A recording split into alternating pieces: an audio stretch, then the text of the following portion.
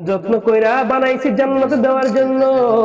যখন বান্দা তুমি নিজের নফসের গোলামিতে পরিণত হও, আমি আল্লাহ রাব্বুল আলামিন ঘোষণা দিয়ে দিলাম। কি ঘোষণা দিলাম তোমাকে তুমি ভালো করে জেনে নাও। আমি আল্লাহ রাব্বুল আলামিন তোমাকে দুনিয়ায় যখন প্রেরণ করেছিলাম, দুনিয়ায় প্রেরণ করার পর আমি আল্লাহ জান্নাতের ভিতরে একটা ঘর বানায় দিয়েছি, বান্দার জন্য সুসজ্জিত করেছি মণি মুক্ত দিয়া।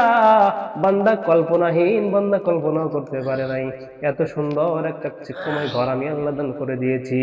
যখন বান্দা দুনিয়াতে যাওয়ার পর আমি আল্লাহ নামাজ রোজা হজ যাকাত কুরবানি আমি আল্লাহ যে বিধান আমি আল্লাহ বান্দার উপরে দিয়েছি, যখন বান্দা না মানিয়া নফসের গোলামিতে পরিণত হয়েছে, তখনই আমি আল্লাহ রাব্বুল আলামিন তখন তোমার জন্য জাহান্নামের ভিতরে একটা ঘর বানায় দিয়েছি।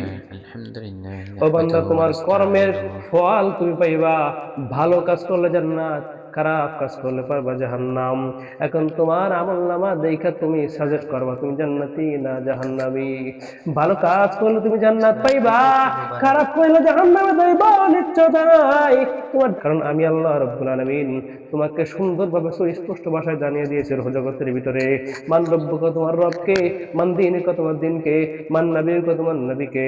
নবী মুহাম্মদ সাল্লাল্লাহু আলাইহি সাল্লাম আমার আল্লাহ, আপনি আল্লাহ, এবং মান দীনুকা তুমি আমার দিন হলো ইসলাম।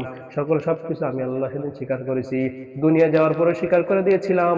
কিন্তু নফসের গোলামিতে পড়িয়া, চাকচিক্যময় দুনিয়ার মায়ায় পড়িয়া, মহাব্বতে পড়িয়া, খেলতামাশায় যুক্ত হইয়া আমি আখিরাতকে ভুলিয়া জাহান্নামের আসামি হয়ে গেছি।